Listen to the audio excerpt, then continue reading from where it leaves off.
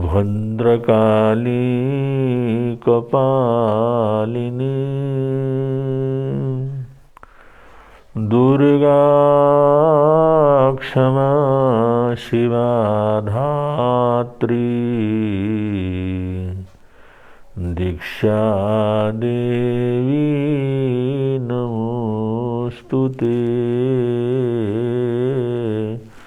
दीक्षा देवी नमोस्तुते।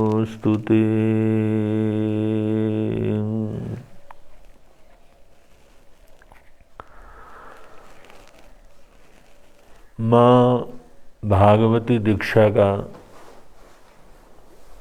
अनंत अनंत आस्था के साथ सम्मान करते हैं।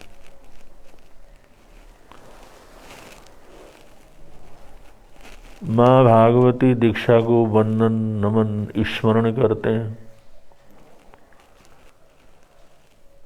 ये हमारा परम सौभाग्य है। आराध्य गुरुदेव की कृपा से हमें माँ भागवती जैन दीक्षा के शरण में आने का मौका मिला। प्रारंभ में तो हमें दीक्षा का कोई परिचय नहीं था।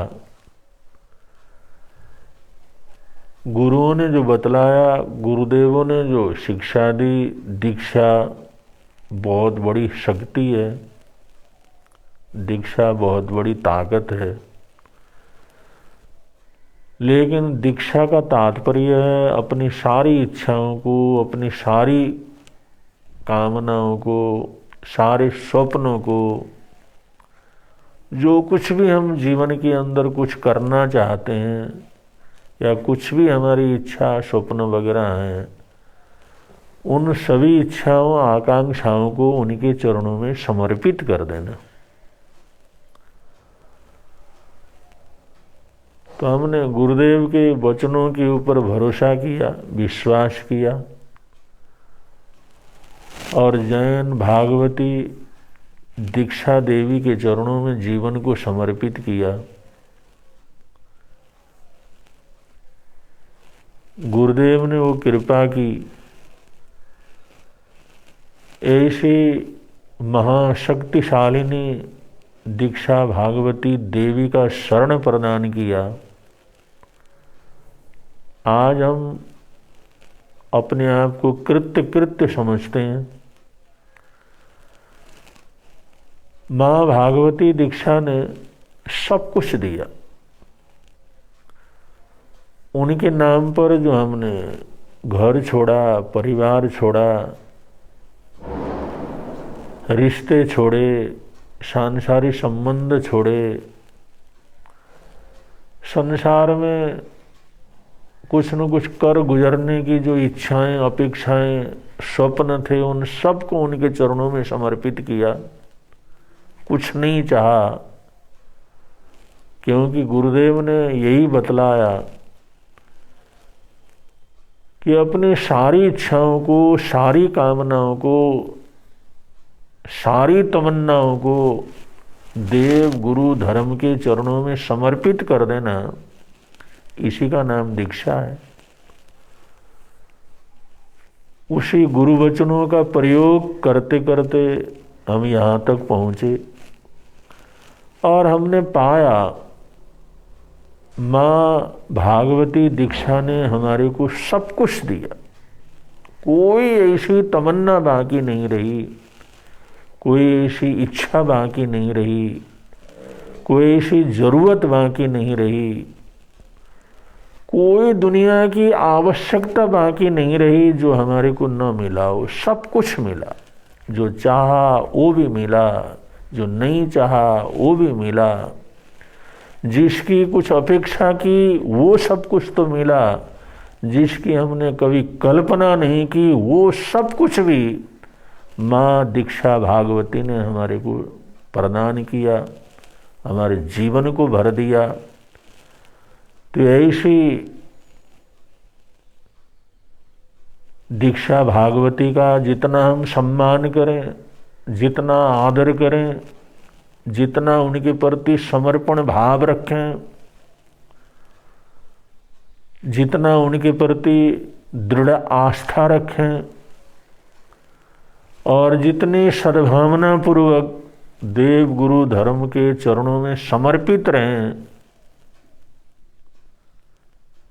ये थोड़ा है, ये कम है। जब तक सारे कर्म द्वंद्व समाप्त नहीं होते, जब तक कर्मों का कलिमल समाप्त नहीं होता, जब तक कोई भी मानसिक, वाचिक या शारीरिक कोई कमियां रहती हैं, तब तक हम इसी समर्पण भाव के साथ माँ दीक्षा भागवती का अनुसरण करते रहें, उनके शरण में रहें, उनकी आज्ञा में रहें, उनके प्रति संपूर्ण समर्पण भाव के साथ रहें। ये हमारा एक ऐसा कर्तव्य है, एक ऐसा धर्म है, ऐसी हमारी ये नैतिकता है, हमारी सभ्यता है। इस पुरुषार्थ के द्वारा हम जीवन में सब कुछ उपलब्ध कर सकते हैं, सब कुछ प्राप्त कर सकते हैं। कोई ऐसी चीज बाकी नहीं रहती जिसकी हम कोई अपेक्षा करें या इच्छा करें, कोई तमन्ना करें। ऐसा सद्भाव हमारे जीवन के अंदर हमेशा बना रहे और जो विश्वास, जो भरोसा, जो समर्पण भाव प्रथम दिवस के अंदर हमारे मन के अंदर था, वही अंतिम क्षणों तक बना रहे। ऐसी शासनेश महाप्रभु से प्रार्थना करते हैं और हम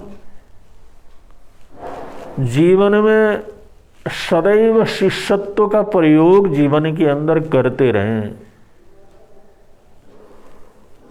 क्योंकि प्रवर्तक आराध्य गुरुदेव श्री शांति स्वरूप जी महाराज साहब फरमाते थे कि साधु को जब तक संपूर्ण बोध नहीं होता तब तक उसको शिष्य के रूप में ही जीने का प्रयत्न करना चाहिए और शिष्यत्व में जीने का जो आनंद रहता है वो अपने आप में वर्तमान आनंद रहता है, उसके लिए कुछ अपेक्षा करने की ज़रूरत नहीं होती।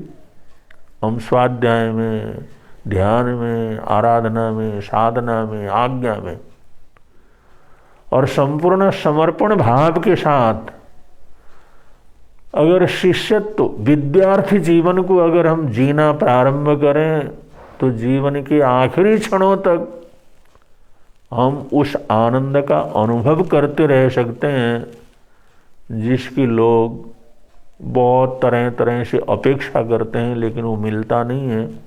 लेकिन शिष्यत्व में, विद्यार्थी जीवन में, सीखने में और जिज्ञासा पूर्वक पुरुषार्थ करते रहने में जो आनंद है, वह आनंद अपने आप में अवचनीय आनंद है, उसका वर्णन भी नहीं किया जा सकता। तो इस प्रकार हम दीक्षा माँ भागवती का आदर करते हैं, सत्कार करते हैं, सम्मान करते हैं और उनके प्रति संपूर्ण समर्पण भाव हमेशा बना रहे, ऐसी शासनेश प्रभु से प्रार्थना करते हैं। इन्हीं सद्भावनाओं के साथ, इन्हीं मंगल कामनाओं के साथ अपने भाव को यहाँ पर विराम देते हैं। बोलिए भगवान महावीर स्वामी की जय।